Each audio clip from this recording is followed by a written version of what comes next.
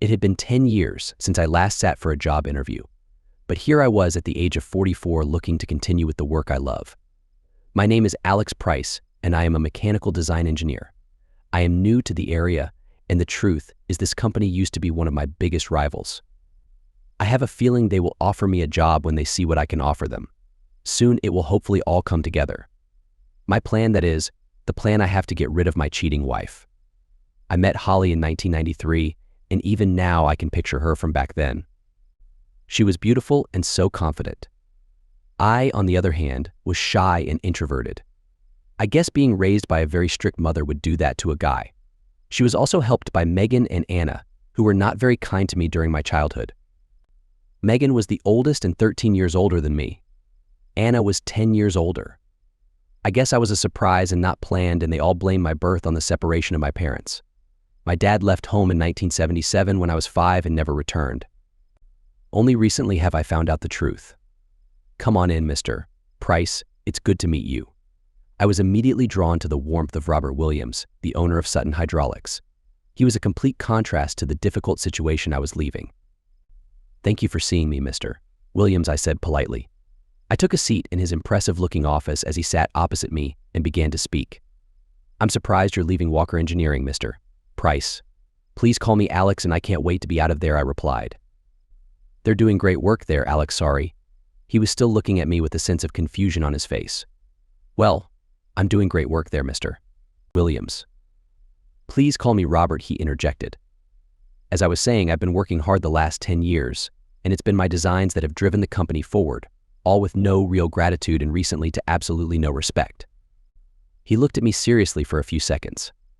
I had let nothing on about my situation, and for now, I was willing to keep it quiet. Well, without a doubt, I want you here, Alex. I can offer you the package you have asked for, which accounts to a few £1,000s pay rise, but you also suggested on the phone that if you could help win us a few more contracts, you would like to be paid commission. Is that right? He asked, furrowing his brow. Yes. I hope it's not anything illegal, Alex. I'll have no part in that, he said. I raised my hand to assure him of my honest intentions. I have a lot to do with our customers. I speak to them on a daily basis. I know how much they are charged for our products, and I know the contracts pretty much inside out, I started to explain to a studious-looking Robert Williams. How would anybody know if we offer a better deal? And with my designs and your team here, we can become the top players in the game. What do you think? I offered confidently. He held out his hand and I shook it. I looked him in the eye and could see an honest and decent man standing before me. Another part of the plan was completed. Now back to my cheating wife, Holly. We met at Kingston University in South London. She was in her final year of a creative writing degree, and I was finishing my master's in mechanical engineering and design. Like I said, I was way too shy to approach her, and she was never short of attention from men. She was 5 feet 5 inches with brown hair and big brown eyes, the type you could get lost in. She had a nice body, but I knew she was out of my league. The guys who were interested in her were all outgoing and popular. To my surprise, one of her friends struck up a conversation with me at a party and Holly joined us. I had little experience with women, and I think being humble and bashful made me attractive to her. I managed to gather the courage to ask her out, and we started dating. I am not ashamed to say that she took my heart, but after around 6 months of dating, I heard a rumor that she had been involved with other guys. I had no way to prove it and was afraid to confront her. Holly was a spoiled child. Her parents spoiled her and her sister Caroline. For most of our relationship, I had to deal with her acting like a princess. If she didn't get her own way, she would cause a fuss, even in public, which embarrassed me. My friends couldn't stand her and thought I should break up with her, but I fell in love and I had never really experienced that before. When we graduated, we both found jobs, and we managed to find a flat outside of Southampton in Hampshire. Her family was from there, and I had long since cut ties with mine. We got married a year later, and the following year, we welcomed Sophie into the world, shortly followed by Ava a couple of years later. Holly loved being a mother, and from then on, everything between us seemed great. I got promoted a few times, and then 10 years ago, I started working for Walker Engineering. The increased salary and bonuses helped us to save for a better house, but like most people in the world, 2008 was a bad year. The economic downturn meant that many people lost their jobs. Contracts were harder to win, so we all had to work longer hours for no extra money. It was during this time, when both girls were in full-time school, that I realized Holly was having a relationship with someone from our old university. I was so focused on work that I was none the wiser about who it was. My best friend, Toby, thought it was a guy in her class who had moved nearby. I confronted her once about it, and she just laughed at me and told me to stop being foolish. But I could tell she was lying. The fact that I was able to keep my job and maintain a good salary meant I was in a great position to buy a nice house. Holly always wanted a house that matched our status, whatever that meant, but I agreed because I loved her and wanted to make her happy.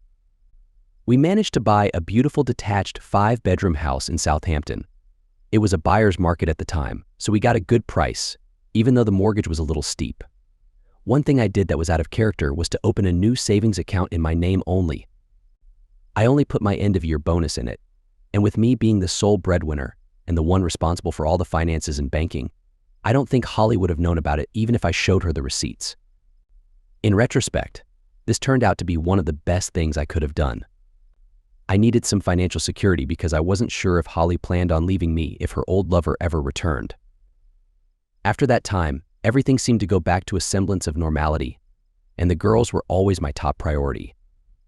I encouraged their education and made sure I spent plenty of time with them during weekends.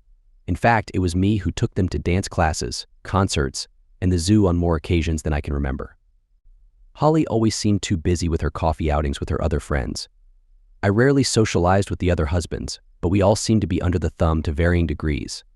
My friends would tease me about my marital situation, especially Holly's influence over me. It was only a few months ago that it all came to a head. Ava had just left for university, and for the first time in 18 years, Holly and I were alone. Both girls were attending our old university, and as I finished unpacking Ava's belongings into the apartment she would be sharing with her sister, she turned to me and asked why I was still with their mother. I was shocked as she was always quiet, like her old dad. "Dad, I heard she's involved with Henry Walker at your company," Ava said. I could see the tears in her eyes even now as she spoke.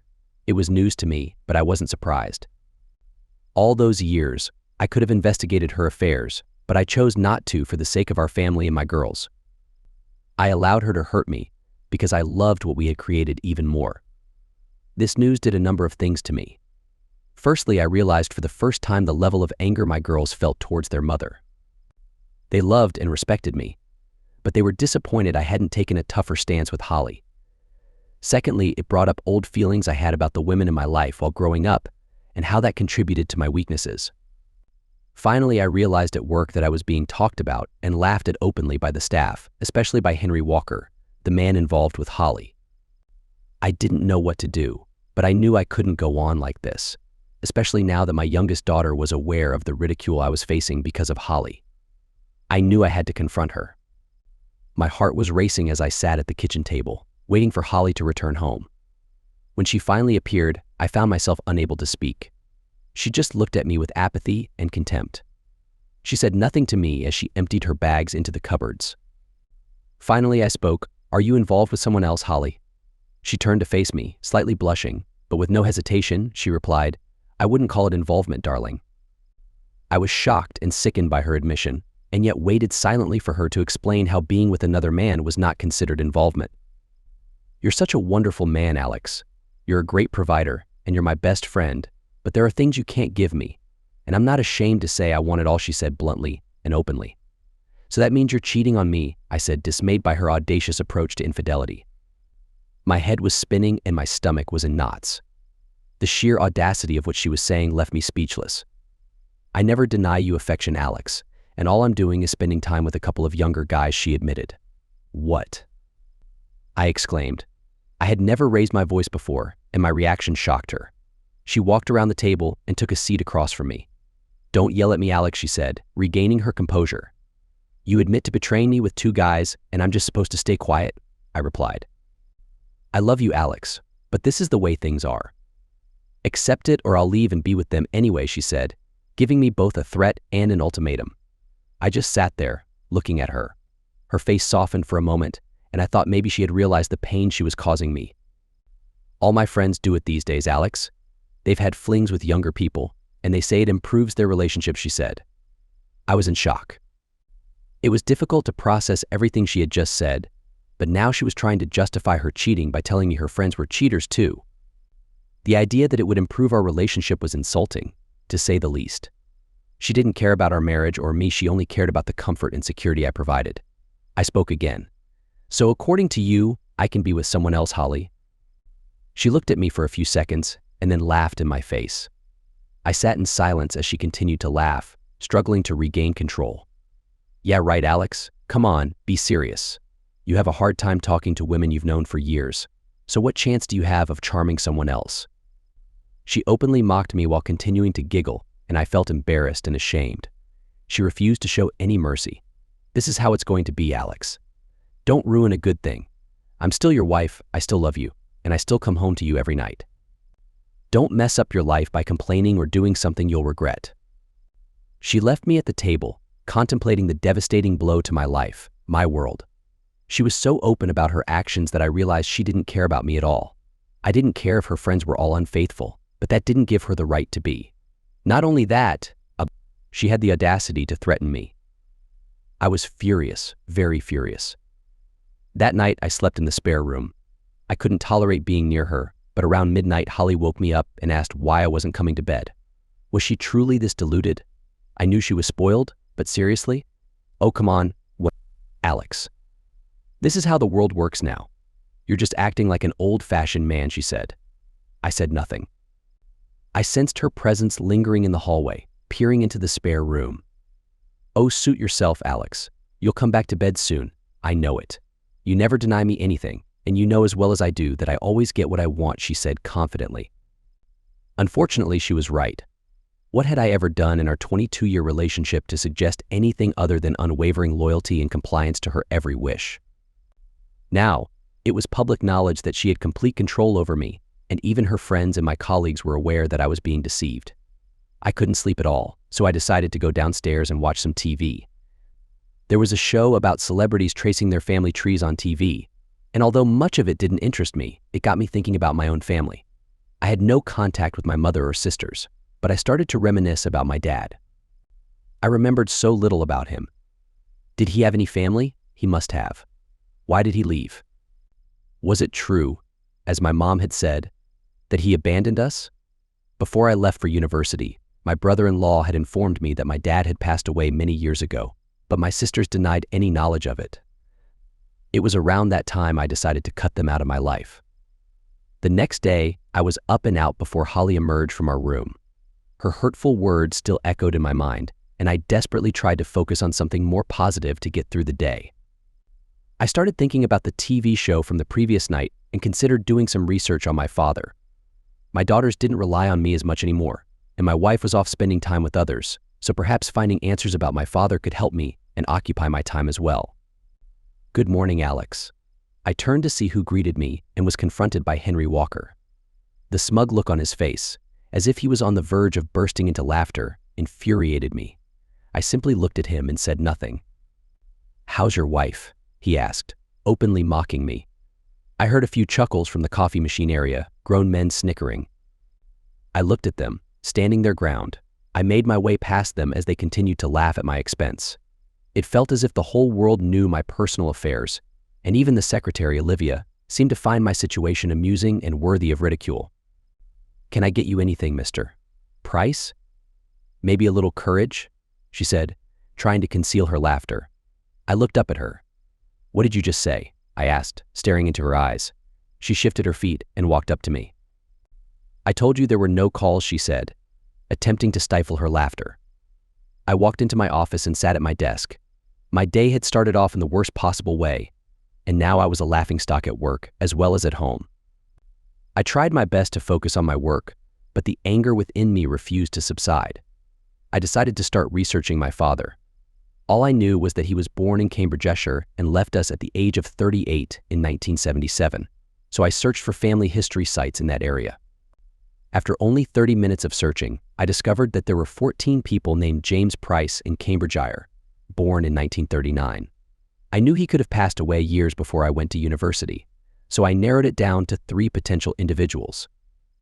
I realized I didn't have the time to search for each one, so I left a message on genealogy websites in each of the towns I found. As I sat in my office, Pondering the events of the past 24 hours, my boss, Jack, called me. He wanted to speak with me in his office. Jack was a successful and wealthy man, but at 60, he had been married 3 times. He was a cheater and a bully, one of those power-hungry types who demanded respect but offered none in return. Many times in the past I had considered quitting, but he always convinced me to stay, and the pay was the best in the area. One thing I did know about him was that he was having an affair with his secretary, Olivia, behind his 3rd wife's back. "Now I hear rumors about your wife fooling around, Alex," he said bluntly. "With your nephew," I snapped back. "Well, yes, he's a rascal. Runs in the family," he said, laughing as I remained silent. "But that's what I want to talk to you about. I don't want this to affect the business, and family always comes first, Alex. So if you have a problem, it will be you who has to leave the company. Understood?" He spoke to me like an old-school teacher reprimanding a child. I bit my lip as his eager secretary, Olivia, hovered near the door. She was undoubtedly gathering information to share with her friends on the factory floor. As I turned to leave, I wondered why a young woman like her would stoop so low as to engage in a relationship with a sleazy old man like Jack Walker. As I passed her, I heard laughter again. I lowered my head and walked out. As the door closed behind me, the sound of explosive laughter reached my ears, obviously at my expense. As I made my way back to my office, I realized that being there was doing me no good. I had paid for my daughter's education, and now all I was doing was funding my wife's unfaithfulness. I was a simple man. I enjoyed my gadgets, but I could live without the extravagant house. Most of my living costs went towards Holly's unnecessary expenses, weekly trips to the hair salon, luxury car and phone plans, and other indulgences. Usually, I was content at work. It was a place for me to be creative, and I had achieved great success. I had designed many of the parts being produced and sold, and I was sure I could find employment elsewhere. They all thought I was passive and weak, and they were right. I wasn't confrontational, and I never made waves because I was content. I was the submissive engineer, Alex, the one who people could walk all over. I looked at my screensaver of the family on vacation, and then I rolled the mouse, revealing my email. There was a message waiting for me from a woman named Jennifer Holmes from the Cambridge Genealogy Committee. I was taken aback by how quickly they had responded. I clicked and read the message. I was blown away. Jennifer had read my message asking for information on my dad and had reached out to a woman named Rachel Murray, who claimed to be his niece. Rachel had also been on the same site months ago, searching for her family tree. I emailed back my phone number to Jennifer and asked if Rachel could contact me. With my spirits slightly lifted, I left work. As I walked through the door, I caught a whiff of dinner cooking. I left my bag in the hallway and entered the kitchen to find Holly busy preparing everything. We managed a little greeting but ate mostly in silence. Holly kept trying to make eye contact with me, but she must have sensed my lingering anger. Before tonight, I never went a few hours without forgiving her or giving in to her demands. She broke the ice. "Can we talk about last night, Alex?" she asked timidly. "What's there to talk about? You made your feelings clear last night, and now I have to decide whether to accept it or not, right?" She looked at me with a hint of regret on her face, but it quickly disappeared as she inhaled deeply, cleared her throat, and continued, "You're a great partner, and you've always been so generous with me. Please don't deny me this, Alex." She was almost begging, using her usual tactic to get what she wanted. "If I'm so great, why did you cheat on me? Why did you humiliate me like that?" I asked, honest confusion in my voice. She became flustered and didn't have an answer. It was clear that her actions were purely selfish, and I was getting tired of it. I couldn't do any more to make her happy. I worked long hours to support us and give her everything she desired, but all I received in return was disrespect and mockery. I drove a 12-year-old car so she could have one less than 2 years old. "Listen, Alex, I have desires that you just can't fulfill, so you have to either accept it or lose me to someone younger." "You mean Henry Walker? Everyone knows he's involved with you," I interjected. "Yes, it's true. Henry and I are in a relationship. He's your boss, Alex, and one day he'll take over the company from his uncle," she said bluntly. "He satisfies my needs in bed, and if you don't accept this arrangement, I'll leave you, and he'll give me everything else I want and need." I didn't say anything. I simply got up from my seat and walked into my study. I wanted to punch something or someone, but instead, I sank into my office chair and screamed into my hands. Tears streamed down my face, and I wished I could be anywhere else but here. I found a tissue and wiped my eyes as the phone began to ring. I picked it up and heard a strange voice on the other end. It was Rachel. We spoke for about an hour, and when I hung up the phone, everything else faded away and a smile spread across my face. Rachel was excited that I had decided to learn more about my father, and she had so much to tell me. She spoke quickly, and I struggled to take in all the information.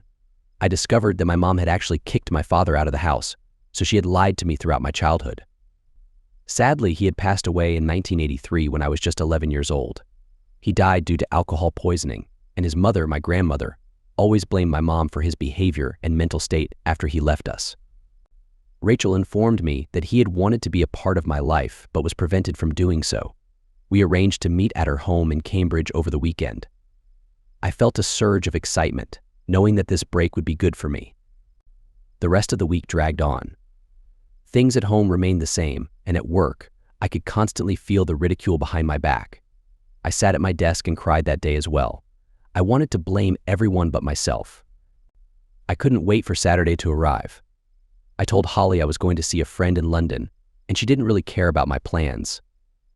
I assumed she would continue to deceive me, so being away would make it easier for her. The drive to Cambridge was stressful. The M25 was its usual nightmare, and I arrived an hour later than expected at Rachel's house.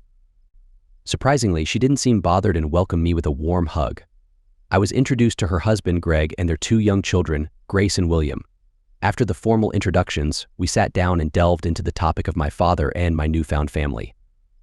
Rachel had a warm and unselfish personality, and she and Greg spoke animatedly, sometimes even finishing each other's sentences. They were both eager to share our family story. During my visit, we were joined by David and Lucy Price. David was also my cousin, Rachel's brother. We got along well, and he added more details about my father and our family.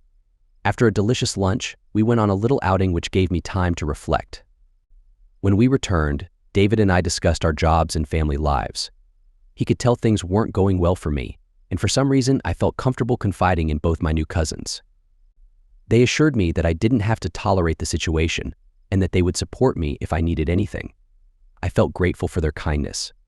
I left Cambridge with a fresh perspective.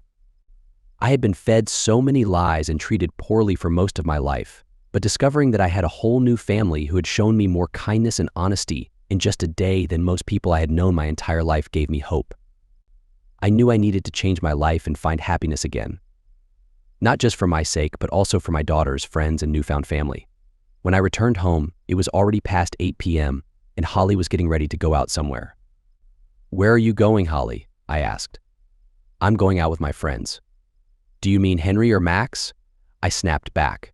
She looked at me, surprised that I knew the name of her other admirer. I gave her a knowing look.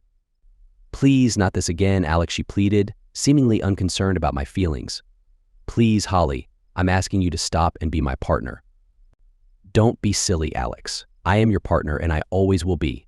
Don't deny me what I want, and I'll make things easier for you. I'll be back by midnight." She completely disregarded my wishes and continued to threaten me. She approached me with her arms open wide, but I turned my back on her. She didn't say anything in response and simply grabbed her Prada handbag before heading towards the door. "Once again, Holly, as your partner, I'm asking you not to do this," I said firmly. She stopped in her tracks, looking at me as if questioning who I was and how I dared to talk to her in such a way. The moment only lasted for a second before she burst out laughing. "What are you going to do, Alex? Leave me? We both know you don't have the courage to do that.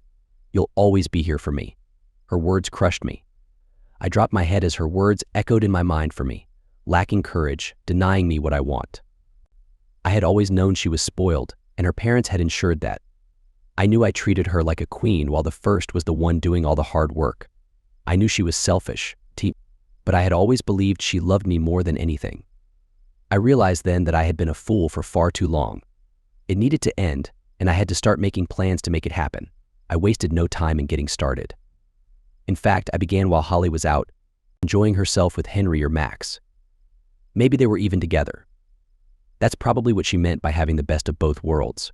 I provided safety, security, and material possessions while 2 young jerks got to enjoy her. My thoughts fueled my anger, and I struggled to stay focused. I needed to find a way to erase any lingering affection I had for her, and I believed I had found a solution. I found the box I was searching for and the specific picture within it. It was the only photo I had of my mom and sisters. I didn't think it would work, but I cut out a picture of Holly's face and pasted it next to them. I no longer felt any love towards them, and adding Holly's smirking face into the picture might just be enough to negate any remaining affection. I placed it on the desk next to my computer monitor in my study. By around 12:45 a.m., I was finishing up. I had already figured out my immediate plans and had an idea of when I would leave, although it could still be a few weeks away. I had time because it's not like Holly was anticipating my departure. It might not work, and I would definitely need help to pull it off. But by this point, I had convinced myself that I would follow through with my plan. I heard someone stumbling through the door, and as I stood up to look out of the window, I saw Henry Walker's car driving away. I heard her climbing the stairs, so I quickly cleared my browsing history. From now on, I would have to use incognito mode. I waited for her to go into our bedroom before heading downstairs to make myself a cup of coffee. I sat on the couch, contemplating my future away from here, and to be honest, it didn't seem so bad without my daughters. I considered moving closer to them. Monday morning, I walked into work with the clear resolve that I wouldn't lift a finger anymore. Jack Walker could fire me for all I cared. I made my way to my office, unaware of the snickers and comments being made about me. I was determined to bring these individuals down, and I knew my anger would somehow help me through it. I managed to schedule a meeting with the bank for 1 p.m. and took some time before to calculate my finances in preparation. It was a long shot, but if it worked and the right people supported me, I would come out of this relatively unscathed. The meeting went as planned, and I was able to close my savings account and remove my name from our joint account. I also withdrew the money from my ISA, stuffing it into my wallet. On my way back to the office, I stopped at a PC World store and bought 2 digital voice recorders, a durable 500 gigabytes USB 3.0 hard drive, and a new hard drive for my computer. Once back in the office, I sat down and tried to access the company's private customer files. I had caught a glimpse of them during a brief visit to Jack's office, so I knew they existed, but I needed his password. It took me only an hour to crack it. Ironically, his wife's name was the username, and the password was simply his name and his 6-digit birthday, Jack 24656. I had what I needed. I connected the drive to my computer and transferred all the files onto it. 10 minutes later, I did the same with all my new plans and drawings for the energy-efficient hydraulic pump system I had been working on. This system would keep our company ahead of our competitors. We manufactured pumps for air conditioning units, heavy machinery, and even for the dairy industry. After wiping my PC history, including all the plans and work, I shut it down and replaced the hard drive. I packed everything into my bag and then reinstalled Windows. The rest of the day, I spent time researching our competitors on my phone. I logged onto Monster to look for engineering jobs in the South London, Surrey area and then called it a day. That night, following another quiet dinner, I went to my study. For appearances, I decided to sleep in our marital bed, but I made sure to be asleep before Holly came in. The next day, I received a surprised call from Robert Williams at Sutton Hydraulics. He couldn't believe I was considering leaving Walker Engineering for his smaller company. Although the job he offered was not exactly what I wanted, it was close enough. They were offering a salary PS 10,000 lower than my current one, so I sent him an email along with my CV, insisting on an interview the following day. He agreed. Another important piece of the puzzle was falling into place, and things were starting to move quickly. With plenty of time on my hands, I began researching flats in the area. I didn't need a house, and while the options weren't great, I managed to find a nice 2-bedroom flat for PS 12000 per month. It was perfect for me, as it was only 15 minutes from the girls and 5 minutes from work. I scheduled a viewing for the day after my interview with Robert Williams. Then, I called Jack and told him I needed to go and see my daughters at Kingston the next day to sign some papers. He brushed it off and told me to go. That night, I called my best friend, Toby Brown. We had been friends since 6th form, and although he studied finance and mathematics while I pursued engineering, we had remained close. He was now a successful banking analyst, married with children. He and his wife despised Holly, so we rarely socialized as couples. Holly was jealous of Sarah because she was a successful web developer and married to a rich banker. Despite everything I did for Holly, I still couldn't measure up in her eyes. I planned to meet Toby the following evening after my interview and flat viewing. He sensed that something was troubling me, but I reassured him that I would share everything when we met. During the drive, I had a lot on my mind. Today was important, not just for my immediate plans, but also for my future. I had no idea how the girls would react. Until recently, I had planned to retire at 55 and possibly invest in a retirement villa in Italy or somewhere similar. My mortgage would be paid off by the time I turned 50, and the extra 5 years of work would build up a nice financial cushion without relying solely on a pension. The new job I interviewed for was only 20 minutes away from the girls' flat. The meeting went smoothly, and the flat viewing went even better. With plenty of time to spare, I headed to their flat. They lived together, and I paid half of the rent. As I walked towards the building, I wasn't sure what I was going to say to them. I didn't know how often they spoke to their mom, but I didn't want to keep anything from them. When they saw me, they ran down and hugged me tightly. I couldn't help but smile. I had missed my 2 girls so much. "Daddy, Daddy," they exclaimed, laughter filling the air, just like when they were toddlers. We went inside, and I set out the lunch I had picked up on the way. As we sat and ate, they updated me on their lives and shared details about their schoolwork. I was filled with pride for my 2 amazing girls. Sophie was already 2 years into her pharmacology degree, and Ava was studying nursing. Both careers were perfect for nurturing and caring individuals. I could see their mother in them, and I spoke at length about my new family and promised them that we would all meet soon. After finishing lunch, I took a sip of my coffee and paused for a moment. They could tell something was on my mind. "What is it, Dad?" "Just tell us," Sophie said. "Well, you know that your mom has been dishonest, right?" I asked. They glanced at each other before turning back to me, nodding in unison. "I've had enough, and I've decided to leave her," I blurted out, a smile spreading across my face. "Good," Ava said. "It's about time," Dad, Sophie added. "Aren't you angry or upset?" I asked, treading carefully. "No, Dad. She's been terrible to you for as long as I can remember," Sophie growled. I thought about scolding her for disrespecting her mother, but I realized she had a point. I hoped they wouldn't follow in their mother's footsteps when it came to relationships with men.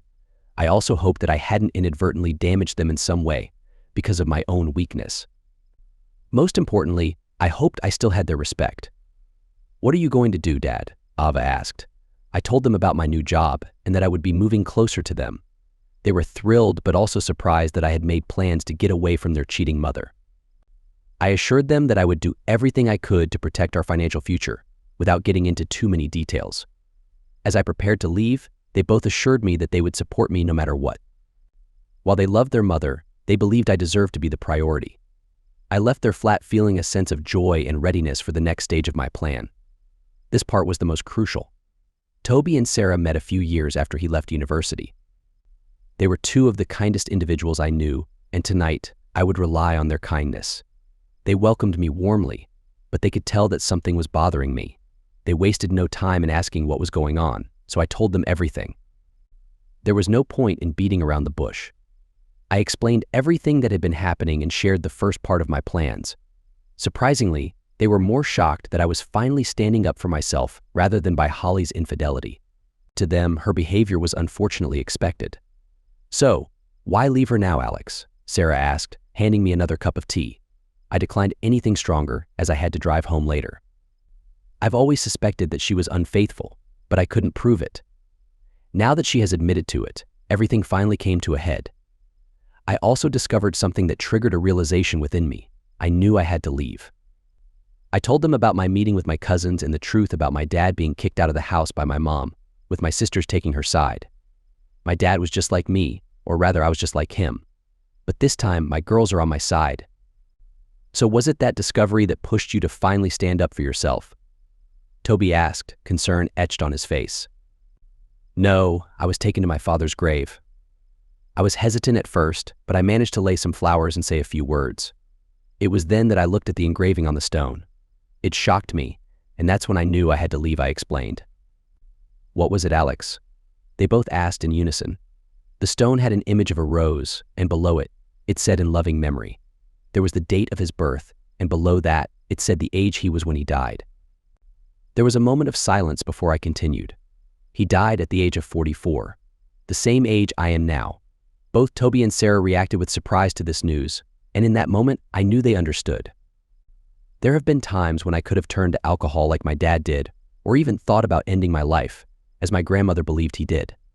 I had a choice: be like him or fight back, I explained, my words clear. I decided that I wasn't going to sacrifice myself trying to be the perfect husband anymore.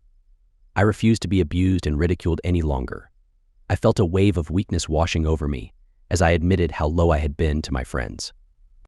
It was harder than I imagined to open up about it. Toby snapped me out of my somber mood. "What do you need from us, Alex? Please say no if it's too much, but I have a plan to protect myself and to stick it to the witch."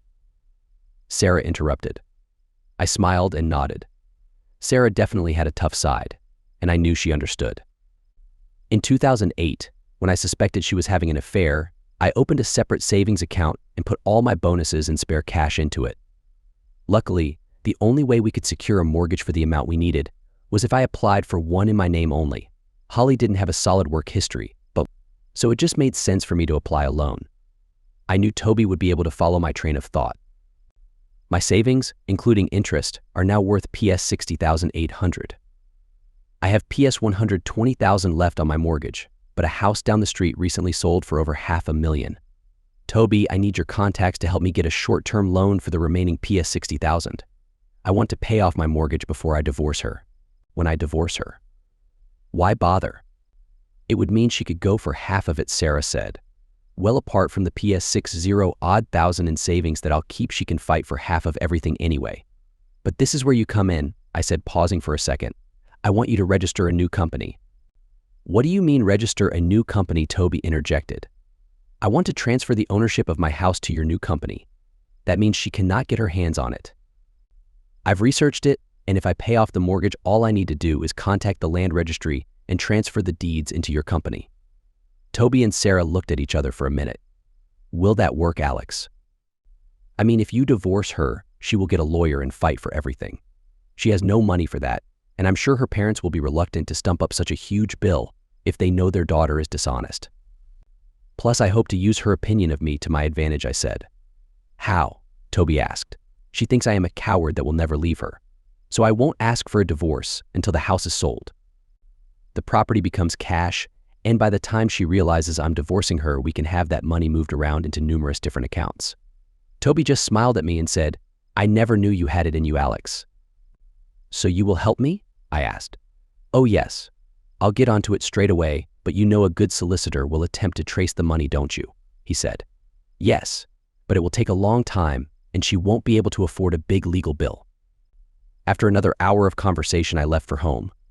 All the pieces were coming together. I decided on the drive home that I wasn't even going to file for divorce. I was certain I would not meet anybody else, let alone get married again, and that way it will buy me more time. I guessed Holly wouldn't be bothered by me being missing until at least a month. I laughed to myself with that thought. By next week, I would be gone. It was nearly 2 a.m. when I returned home. I looked in on Holly and she was fast asleep. No guilty conscience keeping her awake, I thought. I decided to head into the spare room. On Thursday morning, I was up and out again before Holly awoke. I spent the morning writing my resignation letter, and around lunchtime, Toby called. I have good news, bad news, and then good news again, mate. Okay, go in that order, I said, laughing. Well, the good news is I have registered a company. It only takes an hour to do at company's house, he said. The bad news is that a loan for the amount you need would need some major collateral to back it. Something like a house, and that won't work for you. I was disappointed, and I scratched my head trying to think of something when Toby continued. Look, Alex, you trust me and I trust you. I spoke to Sarah about this and we were thinking the same thing. I'll transfer PS $60,000 into your account now so you can get on with this. Just pay me back when you find the money, okay? I was dumbfounded. If he could see my face right now, he would know how grateful I was. That's too much, Toby. You've done enough already. I was cut off. Just take the money and go do what you need to do, he said. You have no idea how much this helps me, mate. I owe you big time. Just get it done, get away from that disrespectful money-grabbing cheat, and be happy. That's all we care about. I gave him my details and ended the call. My next call was to the bank for a meeting the next day. After work, or lack thereof, I drove to the local Land Rover dealership. I knew the guy because it is where I purchased Holly's Range Rover Sport about 10 months ago. I was still paying for it, in fact. I had an idea of how to get some more money. Hello, Mr. Price. Finally decided on a new car for you? John Reeves greeted me at the entrance. He was the owner of the dealership. No, John. I wanted to discuss selling my wife's car and paying off what I owe, I said, sounding more pleased than I should have been. Oh, right. I hope everything is okay, he asked. Everything is good. You met her and know how demanding she is. Now she wants a Mercedes 4x4. Well, I don't want to say anything untoward, but she did seem pushy, he admitted. We came to an agreement that he would take the Range Rover back and we would cancel our payment plan. I promised to return to upgrade my car, and he knew he could make up the cost of Holly's car by selling it as practically brand new. I apologized for any inconvenience, but the thought of selling me an expensive new Range Rover more than made it up to him. On the way out, I took a 2016 brochure. Not for me, but for Holly. When I got home, Holly was sat in a lounge nursing a coffee and looking a bit pale. I took off my jacket and threw my bag down onto the floor. Everything okay, love? I asked through gritted teeth. Yeah, just feeling a bit tired, darling, she said, taking a sip from her mug. She was holding out her arms as though wanting me to hug her and make her feel better. I ignored her and walked back to my bag and removed the brochure. I know what will make you feel better, I said. I walked over to her and sat on the coffee table across from her. She looked at the empty seat next to her and back to me with a confused look. What you got there? She asked, eyeing the brochure. Well, your car is nearly a year old, and I went by the dealership today and saw their new model. It's awesome holes, I said as her eyes lit up. I want my wife to have the best of everything, so I'm going to trade your car in and buy you this, I said, pointing to a new 2017 model inside the brochure. Oh wow, I love it, she said, oblivious to my plan. You always know how to make me feel better, don't you, Alex? The only problem is that they have a buyer for your car already, so I need to get it down there by Friday afternoon. I'll finish work early and take it to the dealership. And then for the weekend, you can just use mine to go visit your friends. The final comment made her recoil, and a look of shock and confusion filled her face. What's wrong? I asked. Nothing, Alex. I just thought you were still angry about our arrangement, she asked. Not our arrangement, Holly, your arrangement. I had no say in it, remember? But I guess I have no choice, right? I said, hoping to get a response. She just nodded as though she had finally put me in my place, and I had conceded defeat. I love you, Alex. I turned to look at her, and a genuine look of concern greeted me. I said nothing in reply and just walked off into the kitchen. My phone began to ring, and I walked out to the back garden to take it. Toby confirmed the money had been transferred. I was good to go. The next day, I wasted no time as I entered the bank and was shown into the mortgage specialist's office. She looked to be around my age and yet wore no wedding ring. I thought maybe there would be life after Holly after all, but pushed that idea to the back of my mind. An hour later, the mortgage was paid off. All my remaining accounts were closed. I walked a few doors down and opened a new account with another bank. I was a happy man knowing that I wouldn't have to pay anything again, unless Holly got a solicitor and took me to court. My smile faded. I made my way back to the office, ignoring Olivia as she rose to her feet to speak. I sat down with a coffee and thought about the next stage of my plan. I contacted the land registry and filled out the appropriate online application. I had all the details of Toby and Sarah's new company, and within 10 minutes of applying, I was sent a confirmation email telling me it would take 3 to 5 days to complete. Once this was done, I would simply hand over the deeds to Toby, and he could register the property to his company. I decided to shop around online looking for furniture and details of canceling the utilities at the house. I needed to wait until the time was right, but I did set up new accounts for my flat in Sutton. Finally, I had one more thing left to do, something I had been putting off. I knocked on Jack's door. Olivia was in there with him, of course. Fridays were usually the day the dirty old man had his way with her, and I think I disturbed their activities. She left us alone. How can I help, Alex? He said cheerfully as he ogled Olivia leaving the room. I placed my resignation down on his desk. He looked up at me with that stupid smirk on his face. What's this? He asked. My resignation, I replied. I think it's best if I leave straight away. I'm sure with the situation regarding our families, I doubt you want me here too long. He looked dumbstruck. I'd be grateful if you can get my P45 ready by Monday, and please don't mention this to anyone. The wife doesn't know, I said brashly. But you can't do this, we need you, he said pathetically. Not as much as you need your nephew, apparently. I'll be in on Monday to collect the last of my things. I pretended to drop a pen from my pocket, and when I bent down, I removed the digital recorder from my sock. I had managed to construct a pin to it, and as I stood back up, I hit record and pushed it up under the seat and into the wooden frame. If that's all, Jack, I have things to do. Okay, Alex, but don't come crawling back when you're skint. Your money is the only thing keeping that dishonest wife of yours with you. Do you realize that? Of course I know that, Jack. I wish my wife was as loyal your wife as I said, smiling. I knew that one hit him where it hurt. I turned and left his office. An hour later, I drove home and picked up Holly's car and logbook. I drove to the dealership and dropped off her car. Thankfully, John Reeves offered to drive me home. I gladly accepted. When I got home that night, Holly was sitting at the kitchen table with big red bags under her eyes. I knew she had been crying. What's going on, Holes? I asked with feigned sincerity. We need to talk, Alex, she said, gesturing me to sit down. For a moment, I thought I had been caught. I had a feeling of dread that washed over me. What's going on? I asked again. I went to the doctor today and I have been diagnosed with, she hesitated. So many things were going through my mind. If it was serious, what kind of person would I be to leave a seriously ill woman, as I was planning to do? I have. She stuttered. Just tell me, Holly, what is it? I implored her to spit it out. I have an infection, she finally said, bursting into tears. I laughed. Shoot, did I laugh? And she just glared at me. It's not funny. I feel so ashamed. I turned to her and she looked a mess. This had to be humiliating. Well, I know I'm clean because I haven't touched you in over a month, and when, for as long as I have known about your affairs, I've used protection, I said, trying not to gloat too much. Oh, so as long as everything is all right with you, that is okay. She was silent. Well, just take the medication and soon enough you will be feeling better, I said before getting up and leaving her crying at the table. I slept well that night for the first time in months. Of course, I slept in the spare room. Not worth taking any risks with the problematic wife, was it? Saturday morning and I was feeling great.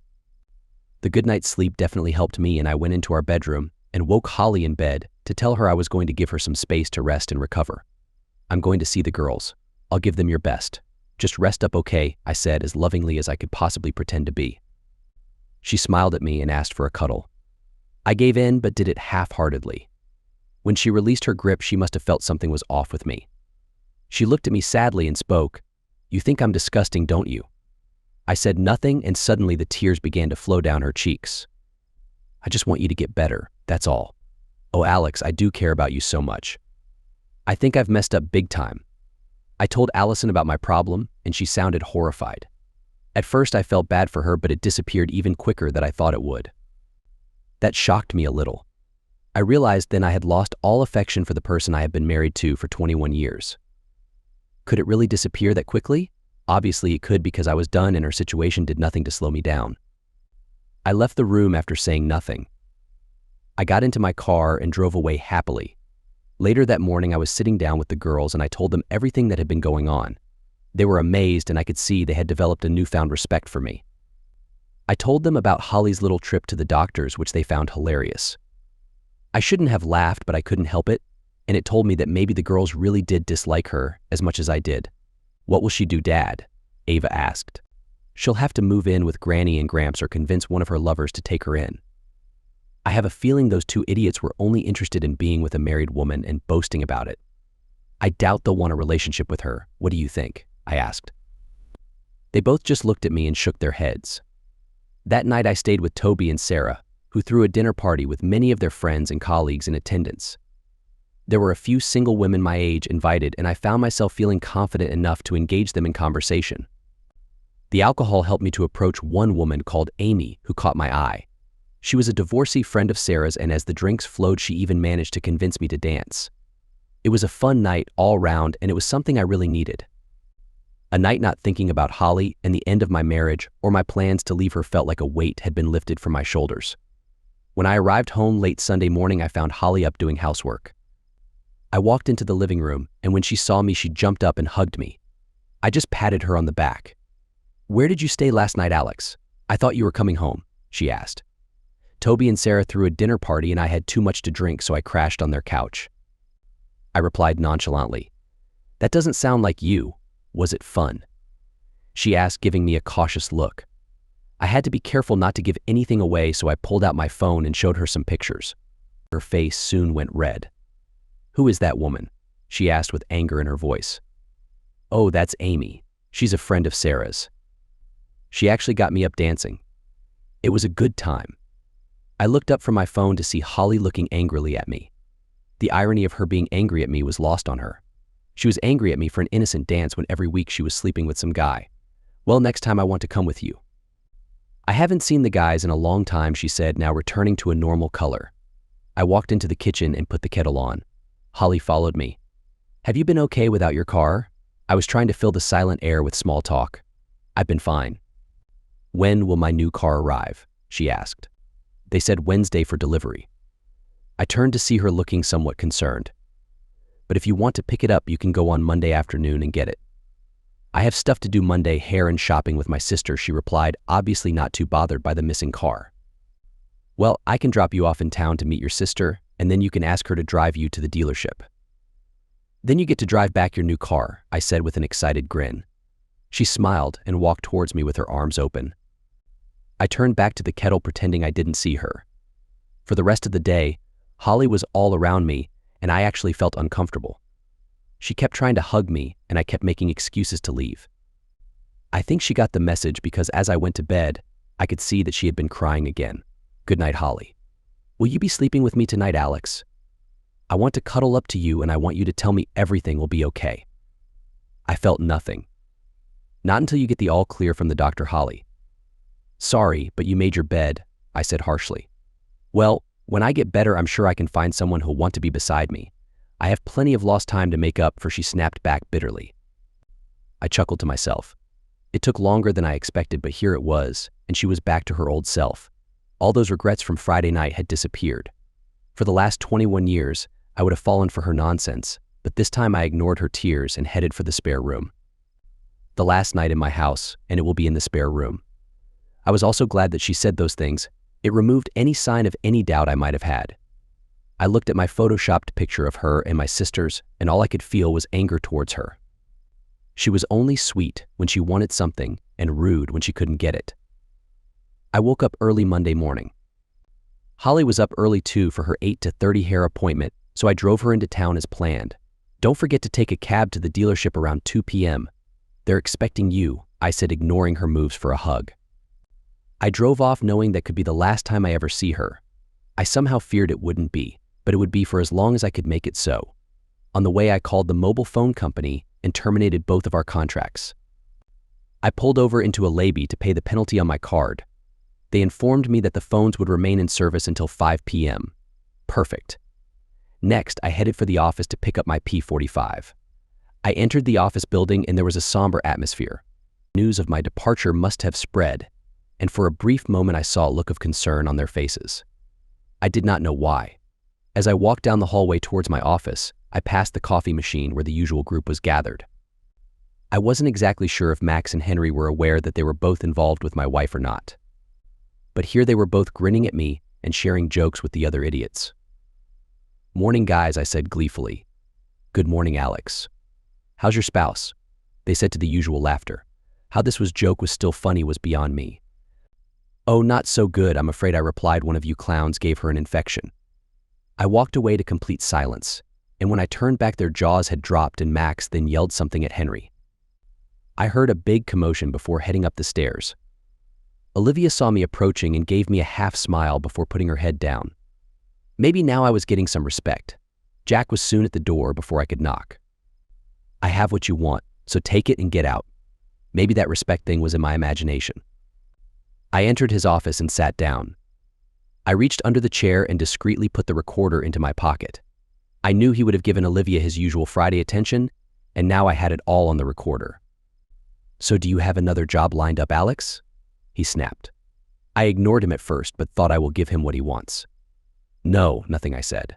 A big smile grew on his face, and he probably thought I would come crawling back to him soon enough. So do I get my final month's pay and end-of-year bonus now, Jack? I asked. He burst out laughing as Olivia walked in with my P45. What's so funny? She asked. Alex here just asked for his bonus and pay. That's hilarious, Olivia said, joining him laughing at me. I thought, why not, so I joined in too. This made them stop and look at me like I had gone mad. Why are you laughing, Alex? Olivia said. I don't know, Olivia. Why do you let this old jerk bother you every week? I said as my laughter grew louder. They froze as her eyes grew wide and Jack began to turn red with anger. I bet Mommy and Daddy are proud of their annoying little daughter. She dropped my paperwork on the floor and ran out of the room in tears. You jerk, Jack said, get out of my office and out of my company before I get the boys to drag you out by your ears. I laughed as I walked out and into my office to collect the last of my things. I was still laughing to myself as I pulled up to my house. I got out and dropped the back seats. I opened the trunk and went inside the house. I walked around the house thinking about what I wanted to take with me. I had a few Romero Brito artworks, and so took them down and wrapped them in some plastic I had found in the garage. I packed them into my car and continued around the house collecting things. Finally, I went upstairs and emptied my wardrobe. I took all my paperwork from the safe, including the girls' birth certificates and my wedding certificate. I found a loft ladder and went up and found all my old stuff. My degree and the family photos were all up there. I went into the master and took all the jewelry I had given Holly over the years. It must have been over PS 10,000 worth, and then I took all the handbags, shoes, and expensive coats I had bought too. In fact, the whole darn wardrobe was purchased by me, so I took the lot. I was always the responsible one, so I had receipts for nearly everything for insurance purposes. It would serve me well when I come to sell it all. When I was done packing, I realized I would need a TV, so I took that too, along with my movie collection and the Blu-ray player, of course. By now, my car was way too full. I thought I could lose all of Holly's clothes and a few more items I really didn't need, including some of my old clothes. A new me would require a new wardrobe, and the girls would jump at the chance to help me out with that. I found all the best pictures of me and the girls and packed them into the car. I was in no real rush because Holly wasn't going to be back until gone 2 p.m. I made a cup of tea and took 5 minutes. Well, you have to have a cup of tea. It's in the Magna Carta, I think. I picked up my phone and called the TV company and canceled the satellite, phone, and internet. I called British Gas and Southern Water to cancel the utilities. It would take a few days, but I did not care. I returned to the bedroom and sat on the bed when I noticed something that gave me an idea, one that scared even me. It was sat at the top of the wardrobe in a dusty old box. It was Holly's wedding dress. She loved it probably more than me. I took it down and then found amongst the box of photographs on the bed our wedding album. I grabbed the duvet cover and snatched everything up and headed towards the garden. When I was outside, I walked to the middle of the garden and dumped everything into a pile. I added all of Holly's clothes and her belongings that I knew I couldn't sell. I went to my car and closed all the doors up. I was ready to go and looking at my watch. It was only 1:45 p.m., so I called up Robert Williams and told him I could drop off my P45 later that night with the night shift. That way I could start work afresh tomorrow morning. He sounded delighted, and I told him I was already working on plans to win him new customers and improve the hydraulic pumps that would make him super competitive in the market. I think he could feel my enthusiasm, and I hoped as I ended the call that I had made his day. It was now 2 p.m., and I sat waiting for the call. I found some paint thinners in the garage and walked out into the garden and poured it all over the wedding dress. I was about to light the fire when my phone rang. "Hello," I said calmly. "What is going on, Alex?" Holly screamed down the phone. "Whatever do you mean, Holly?" I asked sarcastically. "Don't play dumb, Alex," she continued. "Calm down, Holly, what's going on?" There was silence and I could hear her breathing heavily. I could also hear what sounded like her sister in the background. "They told me you have not brought me a new car but sold mine instead." "Oh yes, did I forget to tell you that?" I said. "What are you talking about, Alex? What's going on?" She started to sound panicked. "Well, from now on, if you want a car, you can pay for it yourself," I said, trying to remain as calm as I could. My heart was racing. What she yelled, I don't understand, Alex, she said meekly and sounding very confused. "You heard me just fine, Holly. You want it, you can buy it. Now, if you will excuse me, I need to tidy up the kitchen. WW. What? Is this some kind of sick joke?" I said nothing. "We will talk about this when I get home, Alex." "I am not happy about being pranked," she screamed. Again, I remained silent. I could hear her out of breath as though she was walking at pace to her sister's car. The slamming door confirmed it. I knew she was on her way. In her state, she could convince her sister to be here in 5 minutes. Alex. Alex. Alex. "Yes," I replied almost too calmly. "Did you say you were in our kitchen?" she asked, suddenly realizing what I had said.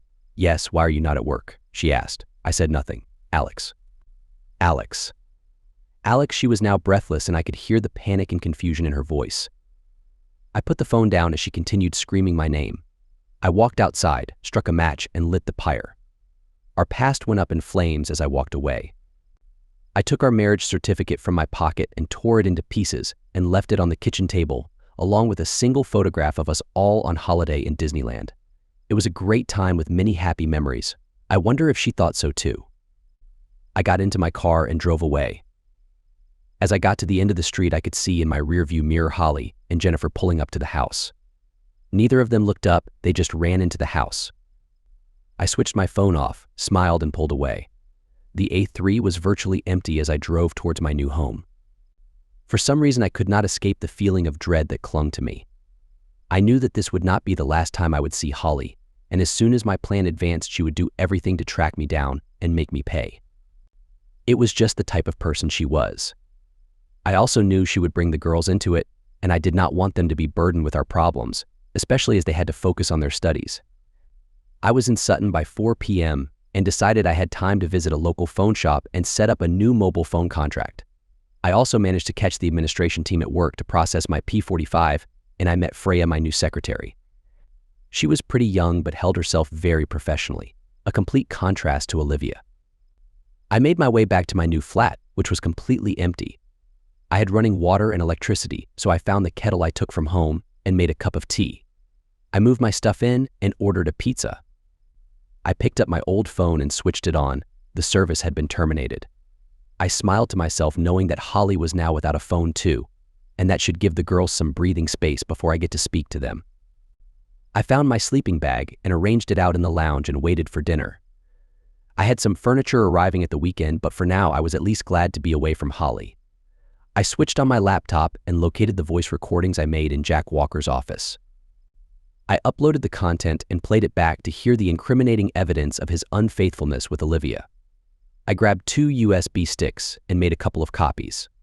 I wrote the addresses of Margaret Walker, wife of Jack and Peter Lewis, boyfriend of Olivia, and then placed a stick into each one. I would post them tomorrow before work.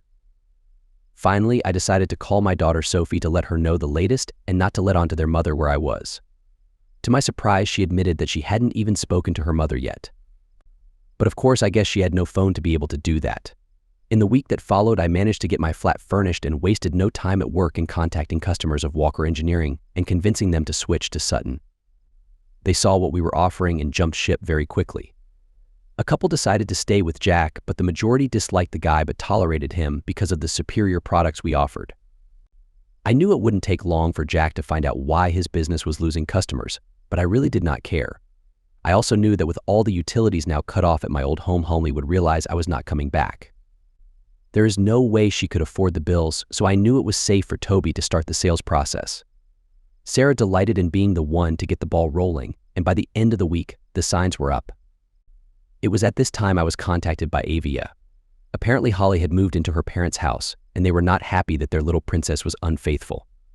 Holly was after my blood, of course, and livid by what I had done to her. Strangely, I found that hugely satisfying but knew this was not the end to it. By the weekend, I was invited to another dinner party at Toby and Sarah's house. I was told Amy was going to be there and that she had been asking about me to Sarah. I discovered she had divorced a few years ago and has been single since her husband left her a year before the divorce.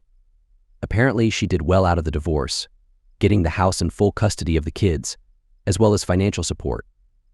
Sadly, she has been skeptical of men ever since. Sarah told her all about my situation, and from then she wanted to meet me. That was why they planned the earlier dinner party. She was 2 years younger than me and had 2 older teenage children. I felt like I was being set up, but I decided it wouldn't hurt. The dinner was a complete success, and I found myself completely relaxed for the first time since I planned to escape Holly. Amy knew what I was going through and did not push me or make it obvious that she liked me. We had a great time, danced together, and at the end of the night, we exchanged numbers. She told me to call if I needed somebody to talk to, and I thanked her. I slept in the spare room of Toby's house, but these hangovers were getting harder to fight, and coffee was doing nothing to help.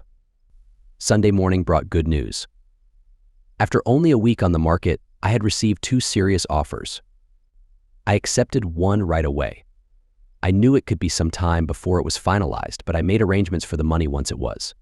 I would set up savings accounts in the girls' names and then ask Toby to spread the rest amongst numerous investment funds. I would also pay him back and keep some in cash to keep in my home safe. I still felt the need to protect myself. As another week passed, I was delighted to find out from Toby that the sale could be very quick. I contacted a removal company and instructed them to empty my old house. The girls called their mother and asked her if she wanted anything, and she was angry and threatening. I promised the girls that it would soon all be over. On Tuesday morning, I was talking to one of our new clients who had been in a meeting with Jack Walker over a possible renewal of a supply contract. He had told Jack that he would be moving to Sutton Engineering, and Jack was not surprised. He had found out that Walker Engineering had to cut 50% of its staff due to a loss of work. He also informed me that Mrs. Walker was divorcing Jack for being unfaithful. I had absolutely no sympathy as I was totaling up the commission checks in my head whilst talking. I had no idea what happened to Olivia and her boyfriend, but I knew he had got my gift if Mrs. Walker had received hers. And even if he hadn't, I am sure it was well known why Mrs. Walker was divorcing her husband. I wonder what her friends and family would think of her cheating with an old man. To reward me for all the new work, I was given a brand new Land Rover Discovery HS. I was thinking of treating myself anyway, but Robert and the bosses were so pleased with me and the way the company was headed that I was given the car and a fair amount of commission. Well, it was actually more than PS 30,000. I was looking out of the window of my office admiring my brand new car when a familiar-looking Ford Focus pulled into the parking lot. I froze as I realized whose car it belonged to. It was Diane's car, Holly's mom. I sat down at my chair and waited for the inevitable call. She finally found me. My office phone began to ring, and I picked up. "Mr. Price, there's a woman here in reception claiming to be your wife Freya," my secretary said. "Tell her I'm in a meeting, and I'll be down in an hour." 3 hours later, I peered out the window, and she was still sitting there. I exhaled loudly and decided to leave for the night. If she saw me, then I would have to deal with it. If not, I would just drive on past. It was not like she knew what car to look out for. I left through a side door and made my way to my car. I was just getting into my car when I heard a screech of tires, and before I knew it, there she was, pulling up behind the car and blocking me in. She jumped out of the car and stormed up to me with a furious look on her face. She looked awful, and her clothes were obviously her sister's old ones, and it looked like her hair hadn't been brushed in weeks. "You rude jerk," she screamed as she threw a slap in my direction and missed. "I can't stand you. I can't stand you." "Yeah, I can't stand you too, Holly." "Now say what you have to say. Then get out of my life," I said, trying to remain calm. She just looked at me with tears rolling down her cheeks. "You've ruined my life, you meanie," she said, whimpering pathetically. I said nothing. I just continued listening. "You destroyed all my stuff, to my wedding dress and my clothes." So far, it was all about her, and why wasn't I surprised? "Then you go and cancel everything, forcing me to move in with Mom and Dad," she continued. She just looked up at me and waited for me to speak. "Is that all, Holly?" I asked. "You have nothing to say for yourself?" she screamed. I thought for a second before inviting her into my car. She was taken aback, but I did not want to be a public spectacle any longer. As we sat down, I could see just how bad she looked. It looked like she had aged, and I thought all this, plus the STD, had an effect on her appearance. "Please come home, Alex. Can we put all this behind us? I forgive you." What did she just say? Were my ears deceiving me? "You forgive me?" I asked, hoping I misheard. "Yes, Alex, I will forgive you for destroying my belongings and my life." "Are you delusional, Holly?" I asked. She just looked at me like I was the crazy one. "You openly hurt me and disrespect me when I give you everything, and you have the audacity to say you forgive me." But I thought, "No, Holly, you only think about yourself. I will never be with you again, so go away and be with one of your lovers," I said coldly. She shifted uncomfortably in the chair, and I knew. "I guess as soon as you were suddenly single, they had no use for you," I asked. "They blamed me for giving them the STD and said I was just a bit of fun. They said they would never want me as a friend because I am disloyal." For a second, even I thought that was harsh, but she had made her bed. "Well, that was obvious, Holly, so go and find someone else. My friends treat me differently now that we are separated, and their partners have started to question their loyalty, meaning I have been left behind. I could be a bad influence if you can believe that the word separated stuck in my mind. I knew it meant I was still connected to her, and they made me sad. My parents are disgusted, and people in the town have heard about my STD, no doubt thanks to my so-called friends and lovers. And now, some of the factory staff have lost their jobs, and I'm to blame for that too. The truth is she was, in part, responsible for all the bad things that had befallen her. But I did have sympathy for her. She messed up and was paying the price. But how big was that price? She had a great life, and she ruined it through greed and disrespect. However, I knew I had to move on. I have nothing left, Alex. I need you, and I want you back in my life. I have no money and no job. When will I get my share of the house? There it was. At no point have you told me you love me. You just need me, Holly, but I do not need you. As for the house, I lost it, I lied. Her eyes widened and her jaw dropped. She was shocked by what I had said, but at least I knew what this visit was all about. I want a divorce, I said. No, please, Alex, of course I love you. Over 20 years together, and I made a mistake. Please don't leave me. A very big, unforgivable mistake, Holly, and I will never come home to you. Please, Alex, she screamed, her cries echoing through the car. I want a clean break, and if you agree to it, I will give you PS 30,000 in cash, I offered.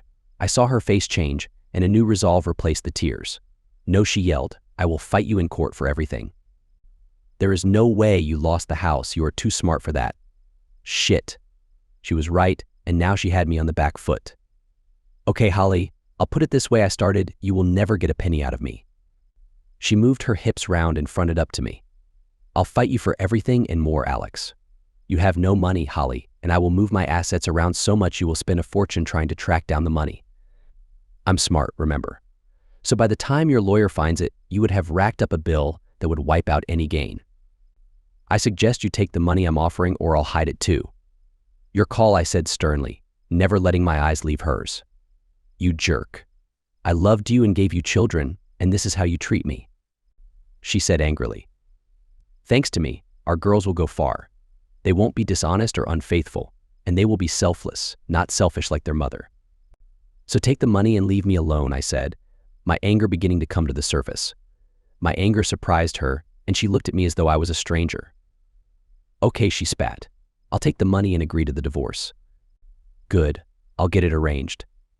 With that, she got out of my car and slammed the door shut. Seconds later, she sped away and out of the parking lot. The following day, I filed for divorce on the grounds of infidelity, and a week later, I arranged to meet Holly at the girl's flat. The sale of my house had gone through, but I held off investing it until the papers were signed. We attempted to be civil in front of the girls, but it was a struggle. I handed Holly the cash, and she signed the papers. I hugged the girls goodbye and wished Holly good luck. As I was about to leave, she suddenly burst into tears again, but I had a feeling it was just for show. Sophie and Ava exchanged knowing glances, understanding the situation. See you next weekend, Dad, Ava said as I headed towards the door. I re-entered the room, where Holly continued to sob, but no one paid much attention to her. And then it hit me. I finally understood what Avia had been referring to.